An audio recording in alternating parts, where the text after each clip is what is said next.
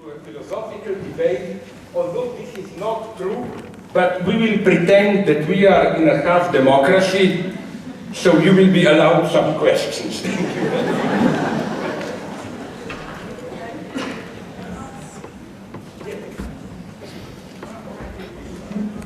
Hello? Your point about self-flagellation, and especially the persona Slavoj Zizek, the figure Slavoj Zizek, that we all know from the YouTube movies. I often have the feeling that left intellectuals use this figure to do some self-flagellation and to produce some jouissance for themselves. But what they do not do is produce a participatory democracy where they try to integrate as many citizens as possible in solving real actual problems. And I'm wondering whether you sometimes think about the discourse you produce, about the easy messages you sometimes bring in those videos, how they are used as self-flagellation for the left intellectual. If you sometimes reflect on yourself and what you say in this way. Okay. You are aware more than me probably that to answer properly this question is not a matter of 5 minutes and so on.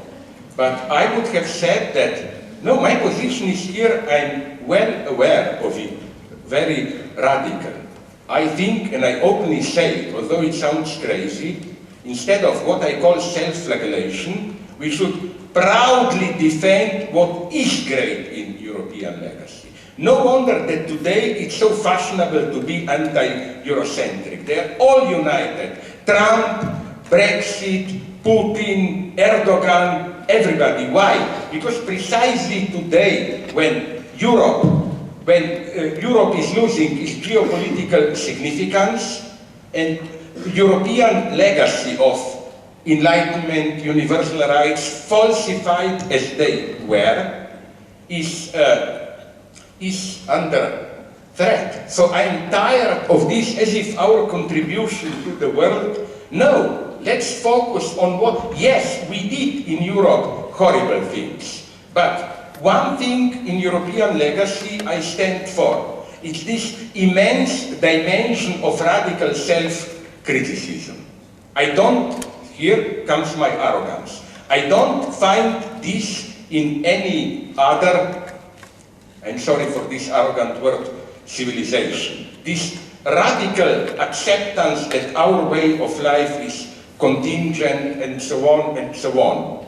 In other words, this is very problematic, I know, but I think that something that emerged with French Revolution, which is equality and so on, is a unique event in world history, with a world historical significance. My ultimate proof, if you want here, look at the first successful slave revolt in Haiti. I think this is a mega event. Why? Because they didn't want to return to their African roots. They wanted, like France, to have a secular republic. And it's a beautiful irony to it. You know, I'm sorry if some of you know it, I repeat this word. You know who was the main ideologist of Haiti revolution? Ideologist is a big word. One of the freed slaves who propagated freedom. It was a man called John Bookman. Of course, the guy who read a book. You know which was this book? Quran. So that you will accuse me of Islamophobia or whatever. So what I am saying is that what I really hate is this humanitarianization of problems. Do we have a wide enough heart to accept them all and so on and so on? No, the main problem is how are we Europeans co-responsible for this refugee crisis? Because what is going there? There would have been no war in Syria without investments of foreign powers, Saudi Arabia, Turkey, Russia, name them and so on. The same in Libya, the same in Iraq. So I think that the only chance is to move out, which doesn't mean we don't help refugees, even more than we did. But if we will not do this move from humanitarian problem, where the problem is only they are coming, do we have open enough heart or not. No. Why are they coming? What can we do in economic change, in geopolitical change, and so on and so on? And we should, within this context, I always get in trouble when I ask this, also ask some unpleasant questions. For example, I was in debate about this with Al Jazeera, now I again gave it to them, never did I get, not even a semblance of a convincing answer. South of the crisis zone, you have a couple of very rich Arab countries, Saudi Arabia, Kuwait, Bahrain, Qatar, Emirates. They simply don't accept immigrants. Where is their sense of Ummah, community, and so on? I'm not blaming them because they're supported in this with the West and so on and so on. I know that there are many refugees, but where? In the poor Arab countries. So I think that, again, I just see red when the problem is posed in this way. Will we be open enough to integrate them? We should first change the topic to geopolitical, economic neocolonialism and point to openly establish rules with negotiation between the parties and so on and so on. Out of this self-guilt, are we open enough to integrate them? Well, I understand them and I agree with them. Maybe they don't want to be integrated. You know, the problem is like these stupid examples that I mentioned, the Slovene Roma girl and so on. What does it mean, coexistence of different culture? Where do we set limits and so on and so on? Or do we set limits? How do we set limits? I'm not saying that we are right a priori. I'm just saying there is a problem in coexistence of lives. And we have the old solution, which was the British Empire solution or traditional. Allow every ethnic religious group to remain in their way of life. I think this no longer works today. It's a problem. That's all I'm saying, that it is really a problem. But whenever I mention way of life, I'm usually attacked as kind of I was already called a nützlicher Idiot, idiot arguing for Marine Le Pen. But sorry, very briefly now, what you mentioned about this self-flagellation and so on and so on. Well, all I can say is, I can tell you from my own experience that it's not as simple as that. Listen, let me be a little bit arrogant. You mentioned YouTube, blah, blah. But I'm not saying you should, but if you check a little bit my fate in the last years as so-called stupid public intellectual, just follow how I progressively disappear from the media. Up till 2 years ago, I was regularly invited to contribute to Guardian. In the last 2 years, I'm prohibited. I'm prohibited from London Review books. I'm prohibited from New Statement. I'm prohibited in United States. 2 years ago, Economist from Newsweek from time to time published me. You know, all the time I heard how popular I am, the less. Now I simply don't have a medium to publish in United States and in England. The small exception is Independent published my Macron comment, but again, they got a terrible backlash, and now, because this usual way, you know, like, if you're critical of Macron, it means you support Marine Le Pen, and I'm a neo-fascist, and so on and so on. So, all I can tell you is that I'm a pessimist, okay.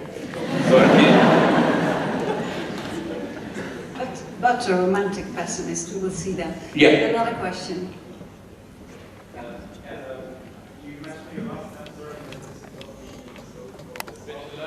Say a little bit more loud or turn to the people. Okay. You're getting your phallic supplement to be more efficient. Oh my God, you are phallogocentrist or whatever, not me, sorry. Yes, thank you. So, you already mentioned in your last sentence that this would not be in the scope of your presentation, your talk, namely how to actually damage global capitalism or influence it in some way. Like, for example, now Trump just tonight arrived in Brussels for the NATO talks, and there are huge protest marches, but of course, to some extent, we all know that this will not really impact anything. And I'm wondering, for example, how the more traditional modes of resistance, like the labor unions and strike movements and such, for example, when Macron became president, there was an immediate, I forgot the location, but there was a factory that was immediately occupied, and they were threatening with sabotaging and destroying everything. For example, in this way, in some way, the global capitalist system is in some way impacted. And when you talk about the sort of global eco-communism or eco-socialism that is necessary to avoid catastrophic climate change and some such things, do you see a positive role for those more traditional but sort of neglected things like labor unions and strikes? Or I do, but we have to rethink this all. I will try to be as short as possible. The problem with me is this one. You know, some of my friends had this idea, very simplified one: refugees are the new proletariat. They call it nomadic proletariat. And they can revitalize the European left. I found this an extremely racist position. I call it outsourcing revolutionary class. Like, you know, we have good revolutionary theory, but nobody wants to do it here. Perfect. We import the revolutionary class. It will not work. You know who is really my reference here? The German guy that I mentioned. He's now also popular in England, Wolfgang Streeck, who says that, you know what's the problem? For Marx, the construction of a revolutionary class worked when you have majority working class which produces wealth, is exploited, and so on and so on. Today, isn't it that to be in the traditional Marxist sense a proletariat, which means a permanent job in a factory or in a state organization? Yeah, okay, you are exploited, but you are permanently employed. It's almost a privileged position. We have most of the refugees, their secret longing is just to become probably a normal European proletariat, you know. They cannot. We have precarious workers. We have permanently unemployed. Other forms of excluded. And it's not clear to me, here I agree with the point of your question, it's a great problem. Marx saw clearly this proletarization of society, how out of this confusion united emancipatory agent will emerge. I don't see in the near future how this could happen, so all I propose is a kind of a not utopian, but very pragmatic approach. On the one hand, yes, I agree, all that we can do, workers' protections, trade unions, and so on and so on. On the other hand, for example, on the other hand, sorry, it's my eternal example, what Obama did in the United States, even for him I have a certain sympathy. Okay, we had it, but they didn't have it, and now it's cancelled. Healthcare reform, this was a revolutionary idea for the United States and so on. So what we should do is choose well these particular points, which may appear relatively modest, like what is revolutionary about universal healthcare. But nonetheless, in the United States, this was almost a shock, and so on and so on. In Europe, I would say, but obviously I'm too utopian, some kind of, why can't European modest labor parties, trade unions get together? I know the attack will automatically be this diminishes our competitivity, but I think it's bluff, it's not necessary. Some minimal workers' protection in Europe, and this is my argument against Brexit.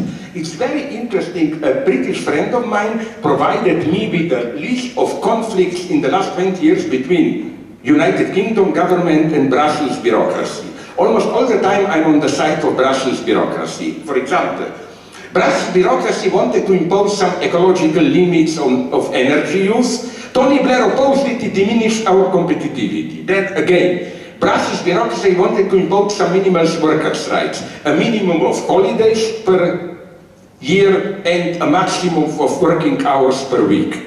United Kingdom government opposed it, this diminishes our competitivity, and so on and so on.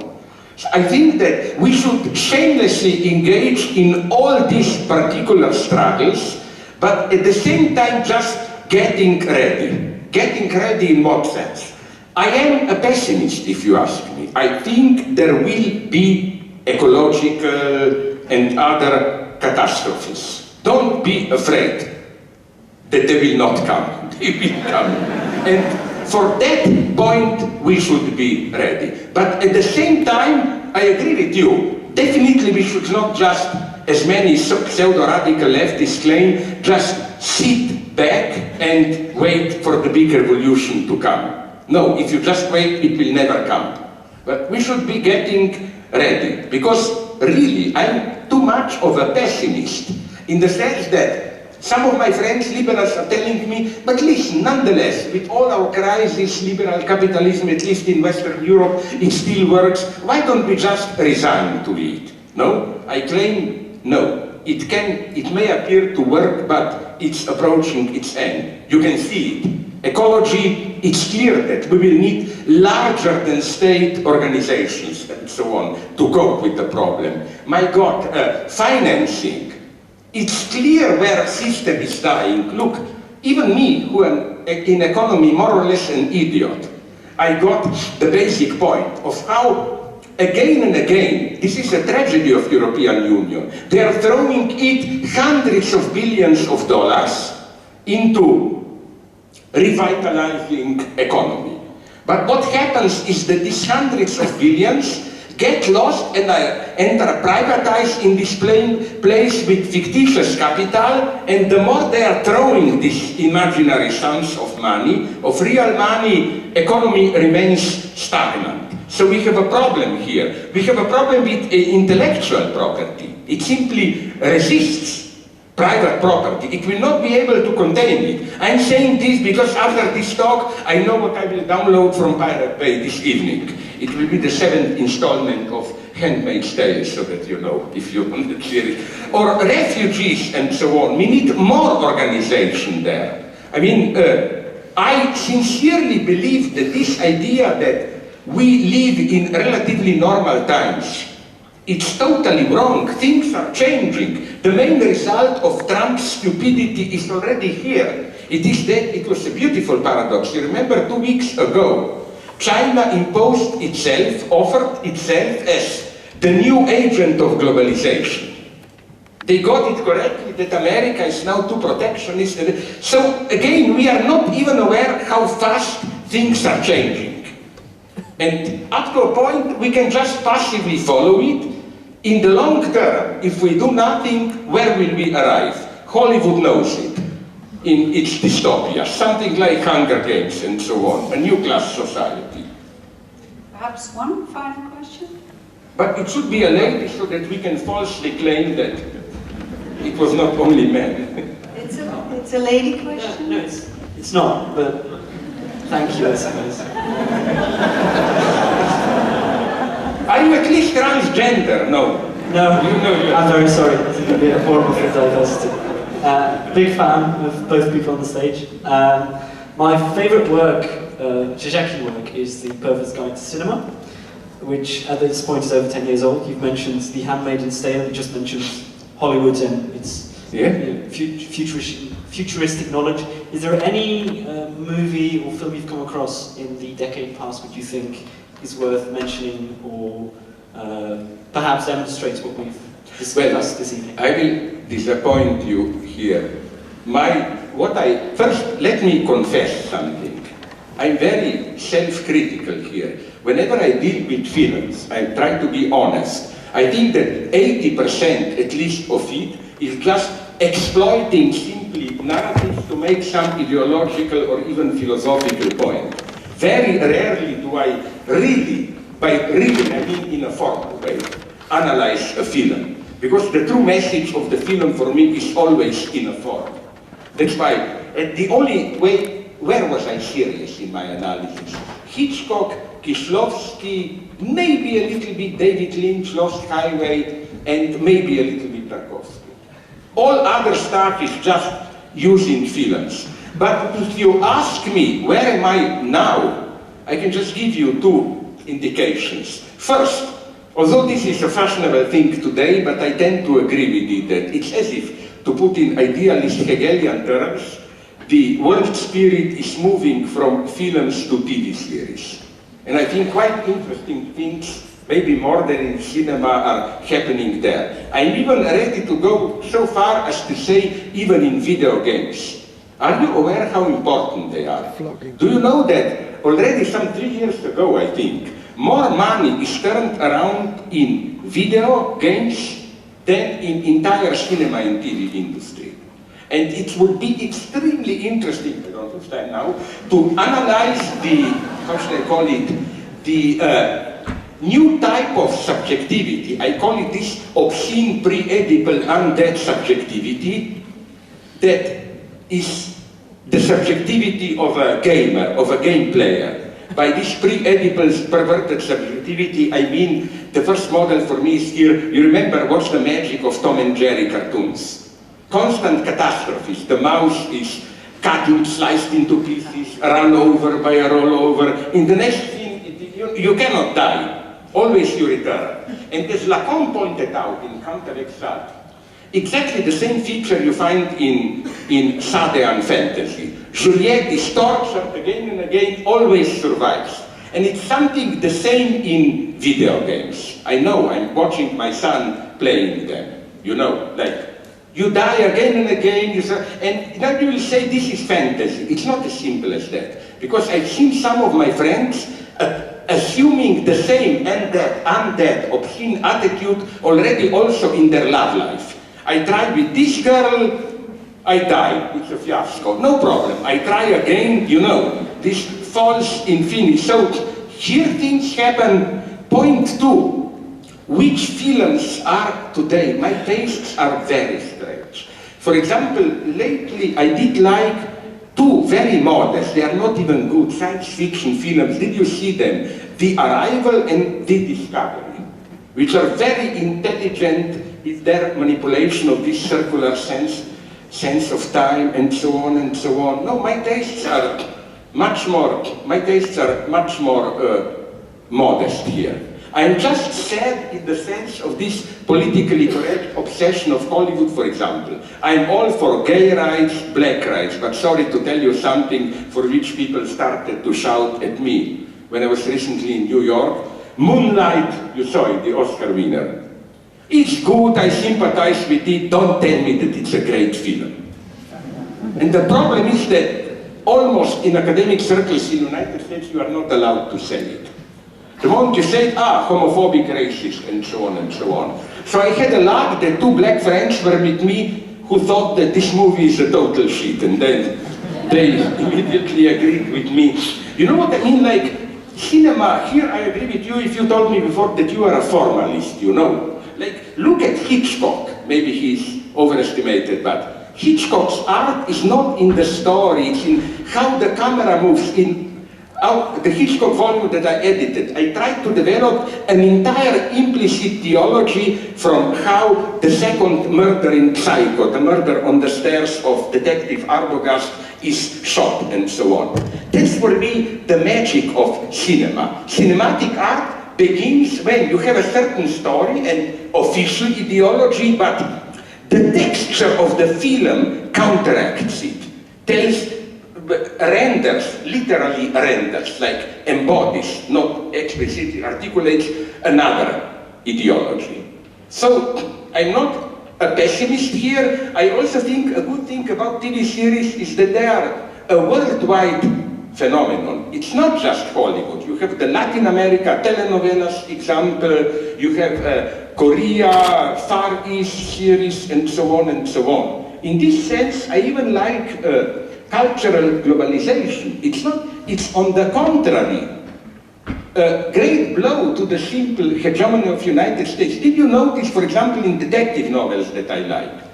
The result of cultural globalization is now that it's no longer American, British, and maybe French detective novels. You have now Italians, Germans, Chinese, whatever.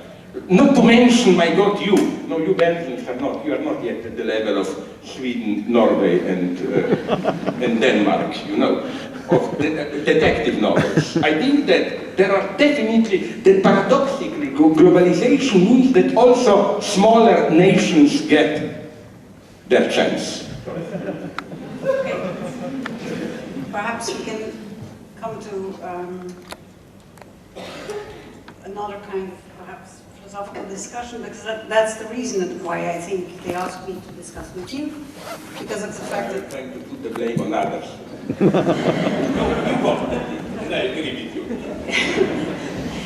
Because I've been dealing with German idealism, with the father of it, Kant, most of the time, the students know that, and because I've been doing a little bit of psychoanalysis, I told you that.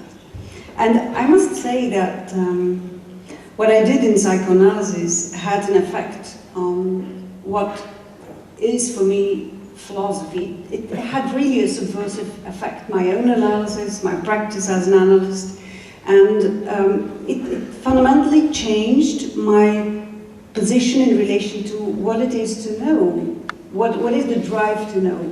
And I'm in a little bit of a turmoil today, in the sense that it's a bit of an open question for me of what can be philosophy after the subversion of psychoanalysis. That's not immediately clear to me. So I want to address questions in this sense: place of the philosopher after the subversion, and place of the psychoanalyst in the kind of emancipatory dynamics we know. But let me begin with the question of form, because I found it nice what you said tonight, namely that the dimension of critique. I think indeed that one of the important things you did is to show that there's a kind of thread from Kant, German idealism, to psychoanalysis. Few people see that, and it's a quite logical thread. And it has to do, I think, with the dimension of criticism, with the dimension also of universality. Now, let's come to the question of universality and of form. Because what happened with modernity, modern sciences, is, let's say, a focus on form, a focus on legalization and on formalization, mathematization. And you know the work of Badiou.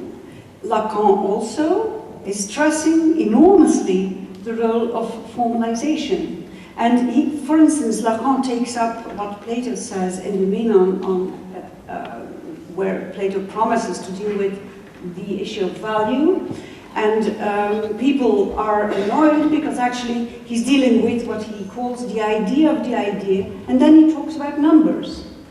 So in order to address the question of value, of what is an ethical position, let's say, we need formalization.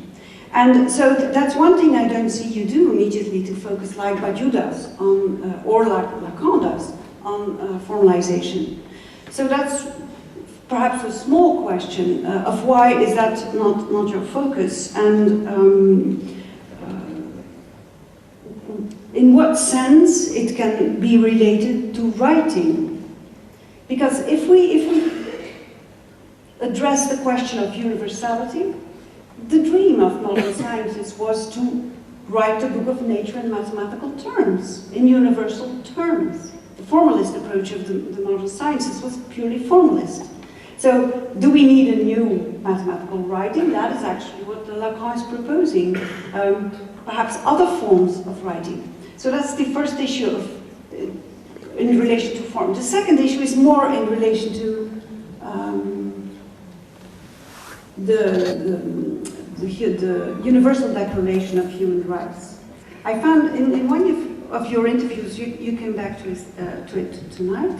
You said that you find that that principle has now potentially a subversive role to play. And you repeated it this evening. It sounds as if now it has a special subversive role to play, and it's not immediately clear to me what the formal aspect of it is. It makes me think of what Kant says, well, that we are humans. What we are, that's not a question. So the distinction between that sorry, and what? You can go on, but are you aware of this weird jump to aliens that Kant makes when he claims that his categorical imperative is not limited to humans, but to every intelligent life it will be, if it will be found on another planet? Yeah. It's wonderful that I find in Kant. I mean, sorry, please go on. Yeah. But my question was that. What My do you God. say any, yeah, my God, yes. Let's go back to the public, because you ask such difficult questions. I mean, it's for another talk. Let me go like this. You know that I always find first Kant, sorry, not Lacan, not ambiguous here, but much more delicate on the one hand, and that's the greatness of Lacan. He totally rejects this traditional idea of putting the Freudian unconscious along the line of Schopenhauer, Lebenswelt, all those irrationalists, and so on and so on. It has nothing to do with this. As Lacan puts it emphatically, the Freudian subject, the subject of the unconscious, is the Cartesian cogito. It's a very clear statement. And so here I think Lacan is radically opposed to all those immersion in Lebenswelt, light world, you know, all those simple oppositions.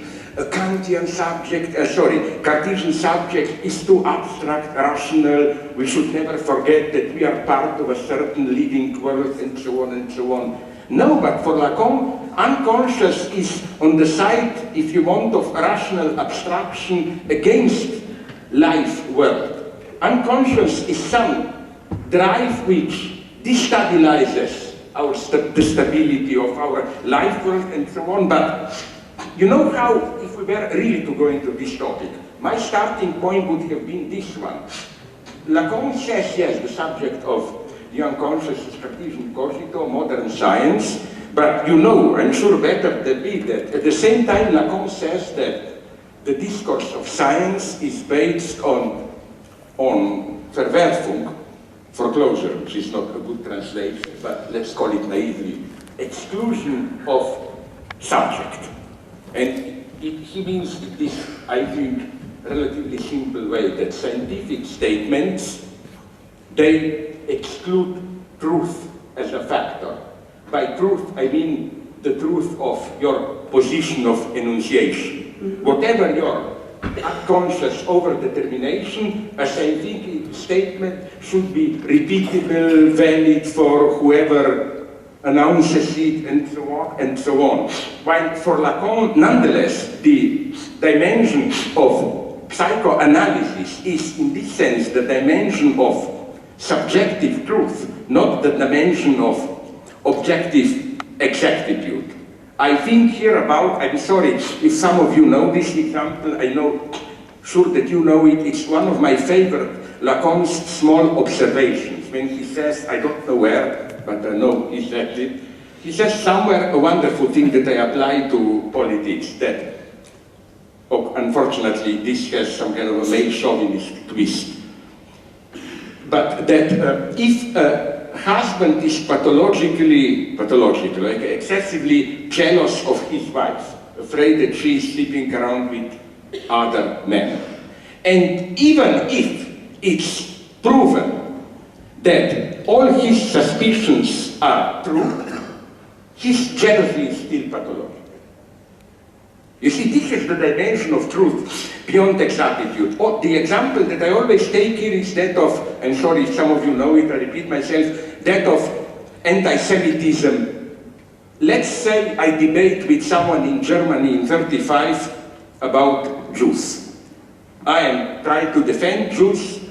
My anti-Semitic, not friend, of course, blames them. If I accept the debate at the level of facts, I've already sold my soul to the devil, I claim. Yeah. Because at the level of fact, the result will be that we both exaggerate a little bit, truth is somewhere in the middle. Look, my friend says Jews are exploiting Germans. Well, in some formal sense, this was true. There were also poor Jews, But there were rich Jews who were exploiting Germans.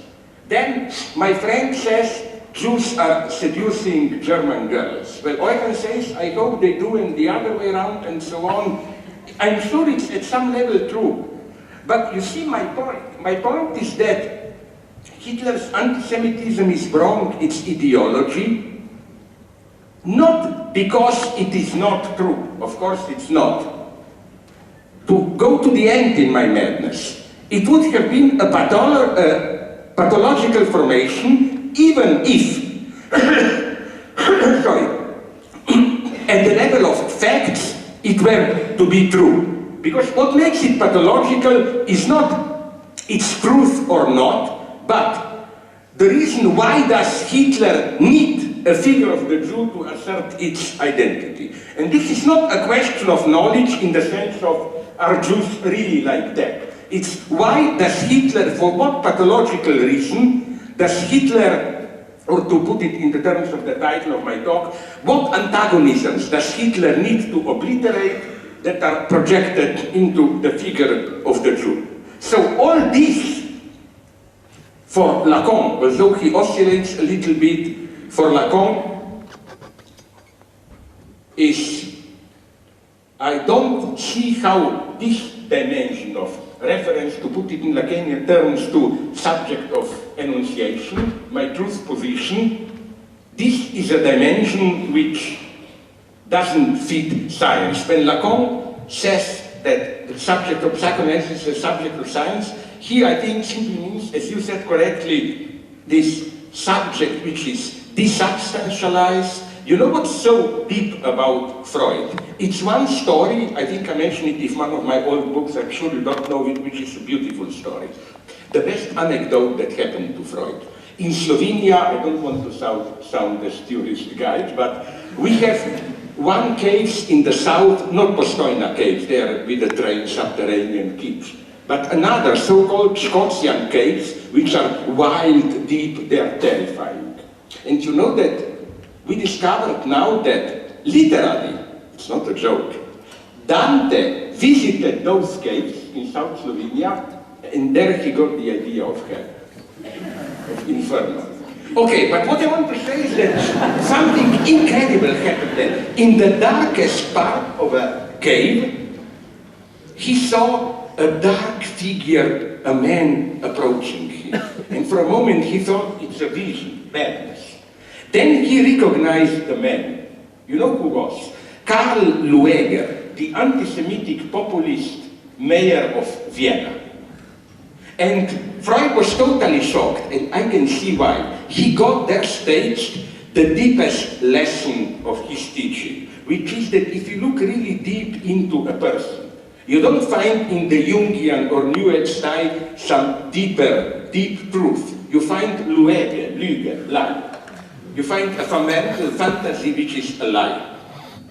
It's a contingent lie, masking antagonism, and so on and so on. But if I may return it, I would like to make one point why I like Kant so much. Would you agree, I've written about it, that first, in what does really Kantian revolution, ethical revolution, consist? It's not simply just in formalism. It's in something much more radical. When Kant says, du kannst, then du sollst. You can because you must. I think Kant is really very radical here. He knew that, as Lacan would have put it, there is no big other. In what sense? Kant is usually read as a fetishist of duty. You must do your duty, whatever. No. Kant is even worse, but in a good sense. Kant's point is not, let's say I have to do something which will hurt you, but I think it's my duty. And then, hypocritically, I tell you, sorry, but I have to do it, it's my duty. You cannot even use duty as an excuse for duty. You are not only obliged to do your duty, responsible for it, but you should also fully stand behind what is your duty. You cannot say, this is my duty, I cannot help it. You are responsible for your duty. That's Kant's modernity, because in previous substantialist ethics, duty is up there, imposed by God, whatever, and your duty is to do your duty. And that's the same in psychoanalysis. Ne pas céder sur son désir, c'est ça. Wonderful. Okay. You are now saying what I wanted to say. Okay, good. No, they get it. You know, Freud, although, you know, all that bullshit, but it can also be Lacan can be misread in the sense that when he says unconscious is the discourse of the other, as if you think, oh, fuck it, what can I do? The other speaks through me. No, you are decentered, but you are still radically responsible for it. You cannot ever in psychoanalysis evoke your unconscious as decalculizing. No. Sorry, I couldn't help it, it's my unconscious. And the other is personified much too quickly. The other is also the body in Lacan. Sorry, the other? It's also the body. Yeah. But So again, we think of it as the this was other. never clear to me. Yeah.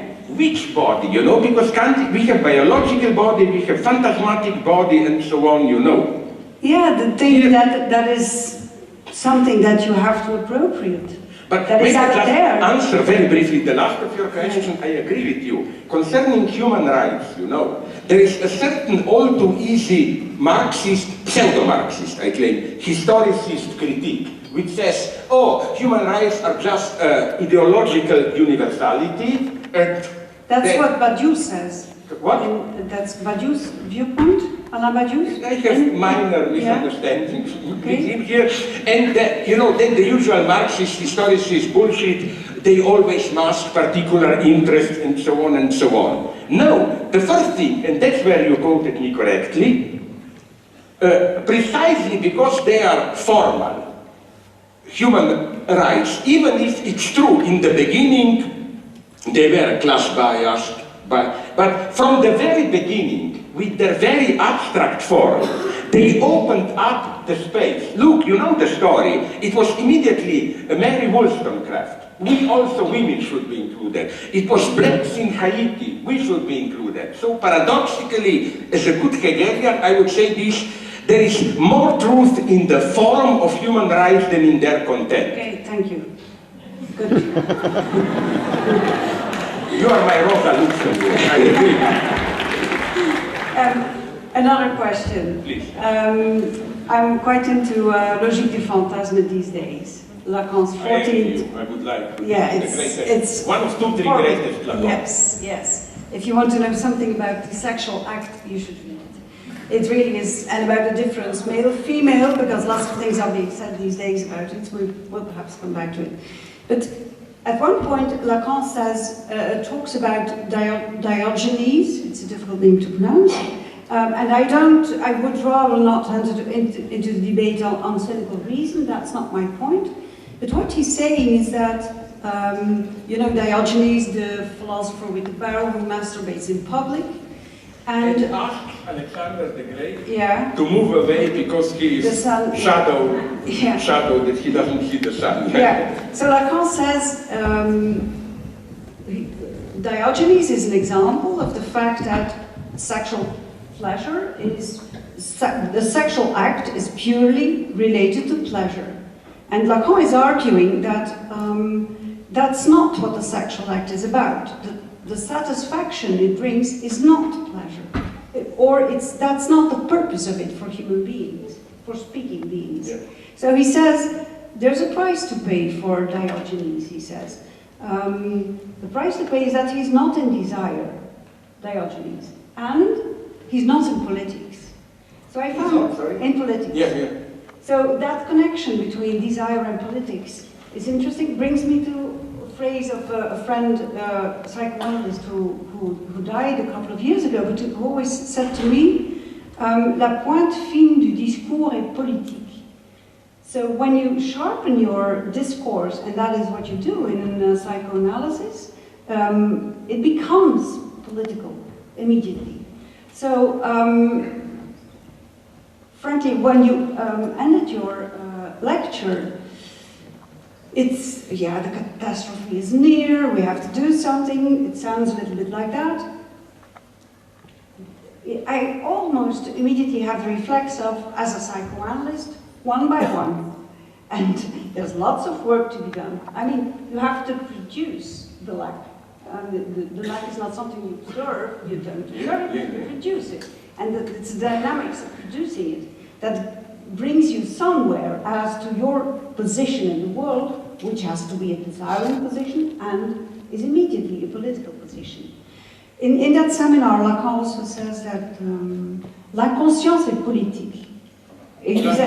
C'est politique. He doesn't say la politique c'est inconscient. L'inconscient c'est politique. And I think he means the same thing. That when you let it speak, it's immediately in it. The other is included, of course, in the structure of language, that is the unconscious. So. Oh, this is again another complex question.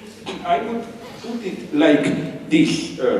First, yes, you are absolutely right.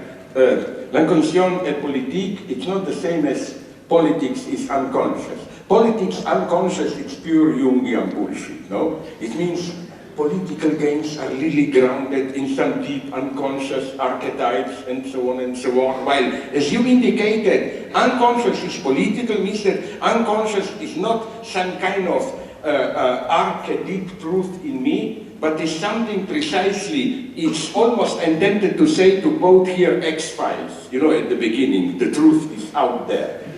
It's out there in social interaction, it's embodied there. And that's, in what sense, then, it is political?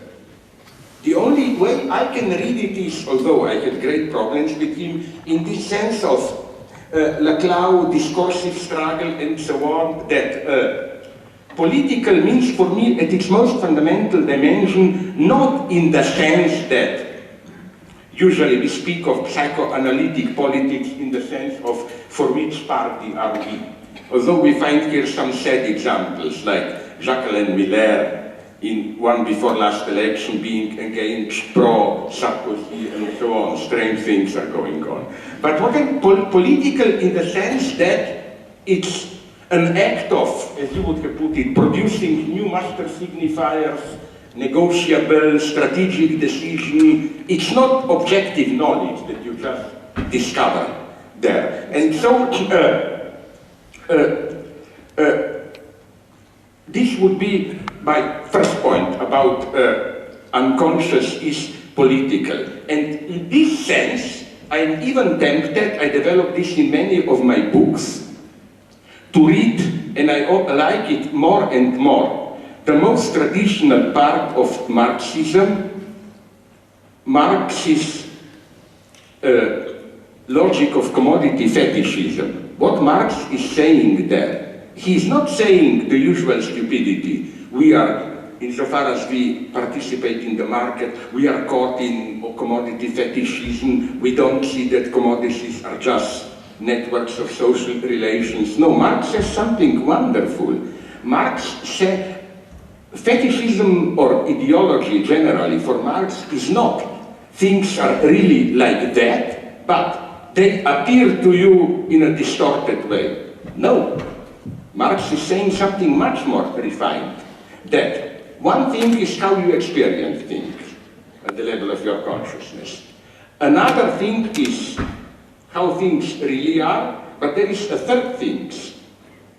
All the illusions that, even if you don't believe in them, you practice them. They are embodied in your practice. For Marx, commodity fetishism is not some... Marx himself gives this example. A typical bourgeois subject is not some mystic, theological mystic. You're utilitarian pragmatic. What is money? Piece of paper gives me part of that. But so where is commodity fetishism? It's not deep in you. It's an illusion embedded in how you interact on the market. It's out there. It's a wonderful theory of something can be an illusion which structures your practice, even if you don't believe in this illusion. There are, as my good friend, the Austrian philosopher Robert Thaler developed in his wonderful notion of interpassivity, there are beliefs into which nobody believes and they still function as beliefs. And this is crucial for me of how ideology today functions. Do you allow me to say a joke which, it's not a joke, it's an anecdote of Niels Bohr. You heard it probably here, I used it 50 times, okay. It's a perfect example, I will use it 51st time. About Niels Bohr, you know the story. He had a house in the Danish countryside, and above the house, farmer's house for weekend trips, was a horseshoe. Superstitious item preventing evil spirits to enter. And then a friend visited him there and said, but why do you have that horseshoe above the entrance? Are you crazy? Do you believe in it? And Niels Bohr answered, I'm not crazy, of course, I'm a scientist, I don't believe in it. Then a friend asked him, but why do you have it there? This superstitious item preventing allegedly evil spirits. And Niels Bohr gave a perfect answer. He said, I don't believe it, but I have it there because I was told that it works even if you don't believe in it. That's our ideology today. You don't have to believe in it, but you, in your materiality, you practice a belief. Here I see a perfect link between Marx, but just to conclude, sorry, that human rights point, no? It's also, you know, Marx is not just a historicist who says everything is historical, relative. His greatest point about capitalism is that it's more universal than we think. World market is for Marx a practice of universality. Marx is not this primitive historicist who says, you know. So I'm not going to it, we developed this, and also my good friend, the other Slovene Lacanian, Alenka Zupančič, he is the greatest of our Stalinist Slovene Troika, me, Mladen Pelar and Alenka Zupančič. She published in French, in English, in German, a book, Illusion of the Real, Kant avec Lacan, where, yes, she goes in detail into this, in what sense, as Lacan puts it very clearly, that if you, to this you were, I think, alluding, that if you look at the starting point in European history of ideas, out of which Freudian psychoanalysis grew, it was not some kind of Nick Hartmann or whoever, Lebensphilosophie, it was Kant's critique of practical reason. And she develops this in a wonderful way. Sorry, I don't know. I think we're near the end. I wanted to ask the last blow. You know what I deserve now? You know? No, I'm going to ask you a question about love. I told you. Love, oh my God. No, yes. But I just want to make two small remarks. Please? First, I wanted to ask you a question about euthanasia. I will not do that because... I agree with you, we talked in the car. Yes. I am against euthanasia in the cases where causality, the reason for despair is clearly, purely psychic. Yeah, but the words you used in relation to Sloterdijk, in my opinion, are applicable. What is at work here now in Belgium, in the case of mental suffering alone, is cynical resignation and an ideology of good death. And that's really very, very problematic. I agree. And then the second thing, we will not discuss it, is the gender issue. That I had the gender. You mean all these 32 all this, sexes, LGBT and so on. Did you notice the nice ideology of plus? The list is never complete. So now the finally established formula is LGBTQ+. Yes. And for me, plus is Lacanian object A, you know that. You don't know what it is, but you have to add it to be complete. Sorry, well, we are not going, it's not a question, but I had a slogan actually that was brought to me by my colleague from Brussels, Ariane Bazon, who says in relation to the 32, 35 distinctions, she says 35 distinctions, but no difference. Yeah, exactly. Yes, it's a clear case of, to put it in Lacan's term, of the disavowal of il n'y a pas de rapport sexuel, of sexual difference as impossible. Yeah. Because you know what's the, I mean, to be clear, at practical level, I met some of them, and they are much more intelligent than these fashionable characters fighting for 33 sexes, really suffering transgender people. You know why they are authentic? Because they know that their tragic position of not finding sexual identity is just an extreme effect of a lack of identity which pertains to sexuality as such, according to Lacan. This is what Lacan means by il n'y a pas de rapport sexuel. And that's one of my problems with this categorization, that you have now 32 identities, man, human, butch, bigender, trigender, transgender, whatever, and it is as if we add enough categories, then, oh, I'm that. I will be happy to find my identity. That doesn't work. And it goes with it the idea that by naming it, and it installs a kind of political correctness, that is terrorist, I think. No, I tend to agree, because that's why I don't think some benevolent critics of political correctness claim that political correctness goes too far, it's too... No, it doesn't go too far, it's simply wrong. And crazy to the end. No, not wrong in the sense that, I'm more radical here, in the sense that there is no sexism, there is no... All that exists, and we should fight it without mercy and so on. But there is something fundamentally false in the politically correct way of fighting, this way as if through regulation of speech, what political correctness wants to achieve through regulation of speech is for me deeply not only counterproductive, but it's really, how shall I put it, isn't, and here it brings us back even to Diogenes and so on. Wouldn't you agree that political correctness is basically a fear of the neighbor as such? Neighbor as the real neighbor, sex, being, and so on. Because that's why I always found suspicious the term harassment. Harassment basically means, don't come too near to me, you annoy me. You know, it's this basic, I was accused of this, you know, like, in America, United States, it can be madness, you know. You look, a woman, look, if I were to do this at some campus, you would be able to accuse me of visual rape. So I was accused of all possible rapes already, not of a real rape, but of visual rape, verbal rape, I don't know what. But I got it. That's why also there is another enigma that interests me so much. Fear of smoking. I don't smoke.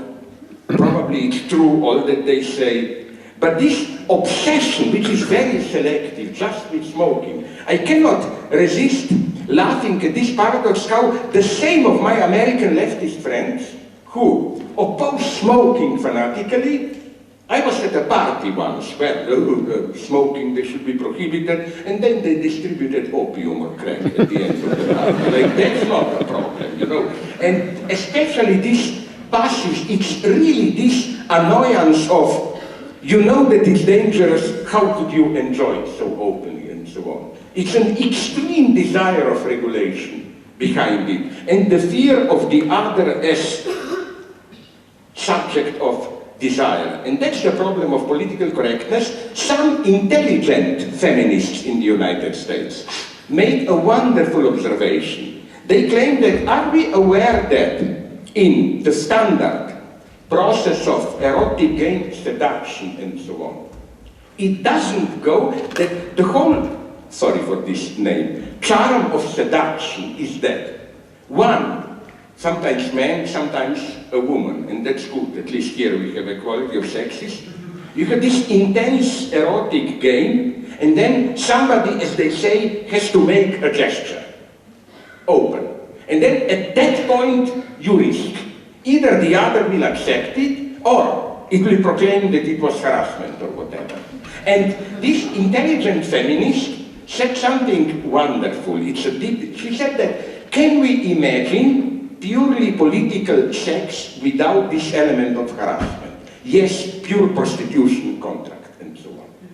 That's the sad thing, that some feminists know, that the only way that you do it in this totally correct way is to, although even this can be eroticized. The best advice that I heard from a doctor, it's so deeply true, I claim, against impotence, and I wasn't the one who heard this, was this one. Don't follow this Oriental, pseudo-Oriental bullshit. Don't think, just do it spontaneously. No, turn it into bureaucratic procedure. You have a lover, you cannot do it. Sit down and make a bureaucratic plan. After 3 minutes and a half, I will stick my finger there. Then you will kiss me there. And then there is a debate. She said, no, I want to stick my finger there already at 2 minutes and a half. Then you have a debate, and then one solution is that after a debate, why don't we simply go to bed or whatever, and it works, I can promise you. It works. This, you know, like, so that's almost, I would say, the only thing that I like about political correctness, that in a weird way, it can be re-eroticized, ironically. And it works in a wonderful way. Everything can be really Yes, yes. Now, you will not escape that question of love, of course. We will end with that. Is it, I think you are a romanticist. Absolutely. Are you a card-carrying romantic? a formalist romanticist? Absolutely. Okay. In theory. A rebellious romanticist? Sorry? Rebellious? What is, yes, in principle. No, I'm not now.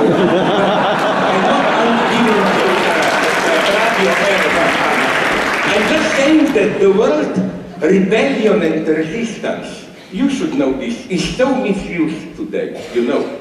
It's part of the ruling game. That's why I hate, for example, although I was there, but supporting my friend, Venice Biennale, these big biennales. Visual arts. They are fully part of capitalist machinery, but it's part of the game that you proclaim that you fight capitalism, and self-critically you proclaim that you know we are totally manipulated by capital, and so on and so on. So just, I'm very suspicious of this, you know, using too much, but rebellion in this basic sense, yes, absolutely. Romantic, yes, absolutely, because the opposite of romantic is for me cynical, not cynical in a romantic way, but every power is cynical. For example, I don't believe, here I was opposed already when I was young to Umberto Eco's The Name of the Rose. This stupid idea that laughter as such has a liberating effect. It can have, but my God, didn't he ever see this cynical laughter of those in power, how they mock you? I mean, my formative experience in very modest dissident activity was, once I witnessed, 40 years ago, 30, a small dissident meeting, some victim protesting in a very pathetic way, and what we later discovered, secret agent of the secret police of the party, did something ingenious.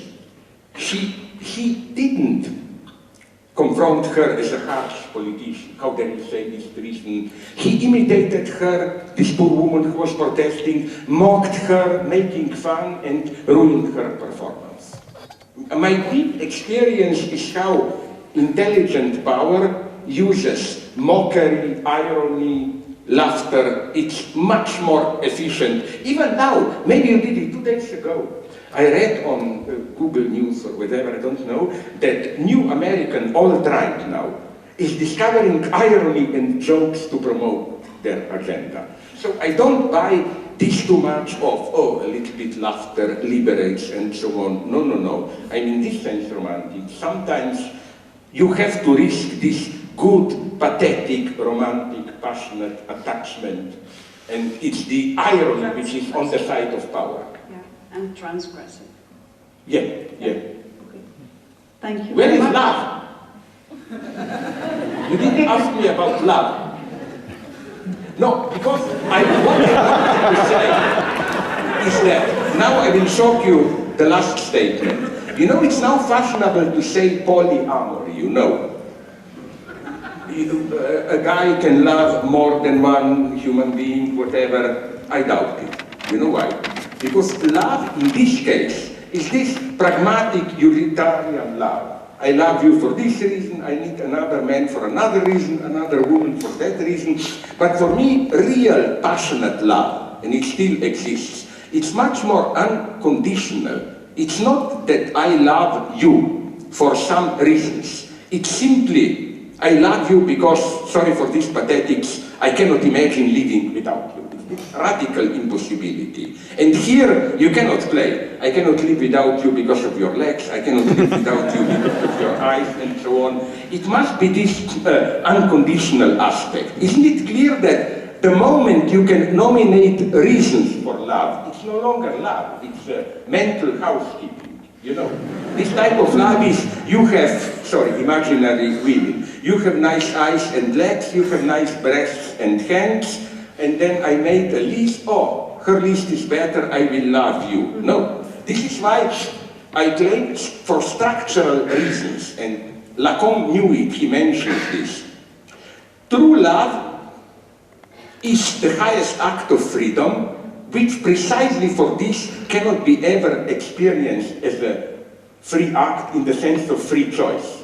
It's not, oh my God, I will now freely fall in love for you. No. True love is precisely, all of a sudden you discover you already are desperately in love.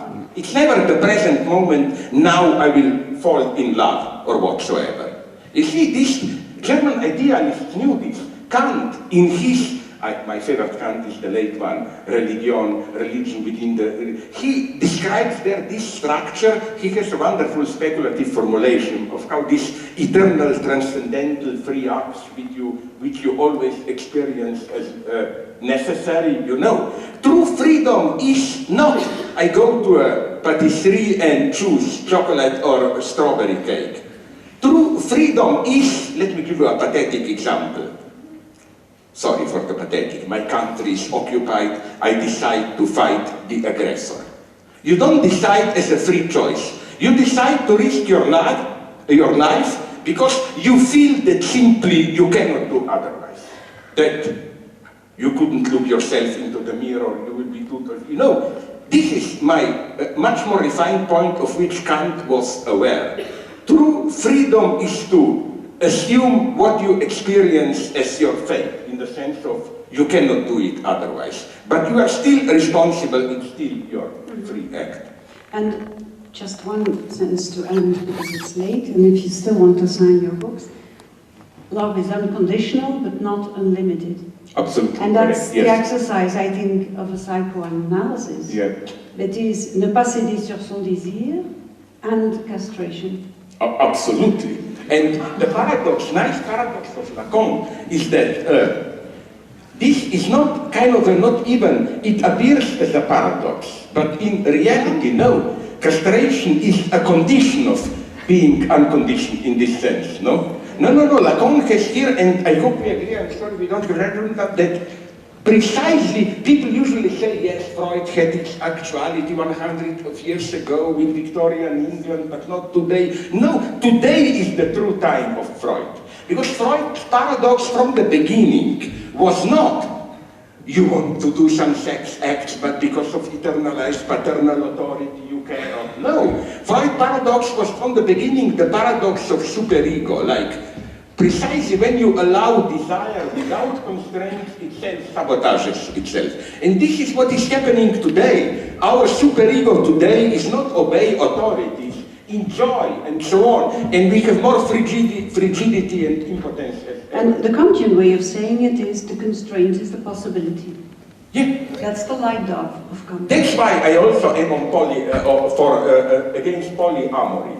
The ideologies of polyamory try to present their choice as more wealth in your life. Like, why just one person? It can be more, it liberates you. No, as you said very nicely, the constraint is what gives strength to your life. Is the possibility. Yes. It's within the constraint, is all. Mr. Thank you very Zizek, much. thank I'm you so very much. sad that we cannot go on to this, like in Chinese cultural revolution. They have these tortures, they shouted at you for 2 days. I would like to have a debate like you. Thank you very much.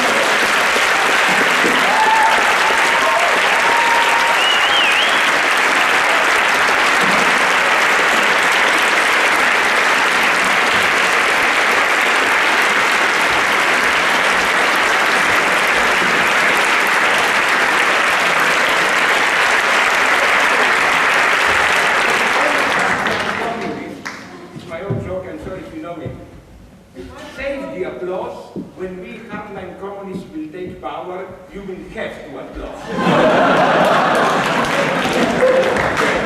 Okay, so to conclude this evening, I have to say a few thanks from Slavoj Zizek. First of all, we really want to thank Slavoj Zizek for his interesting and animated talk here at Vooruit. Thank you very much.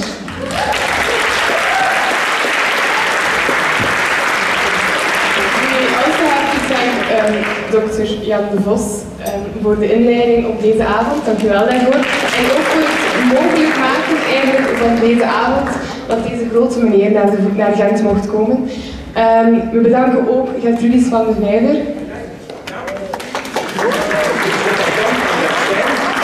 And I hope you said something, thank you for tolerating this boring idiot here. Because you know that I cannot understand you.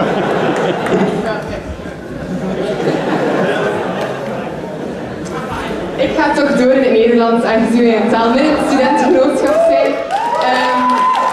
We willen ook Gertrudis van de Vijver bedanken om het gesprek aan te gaan. En vooruit om hun zaal te mogen gebruiken.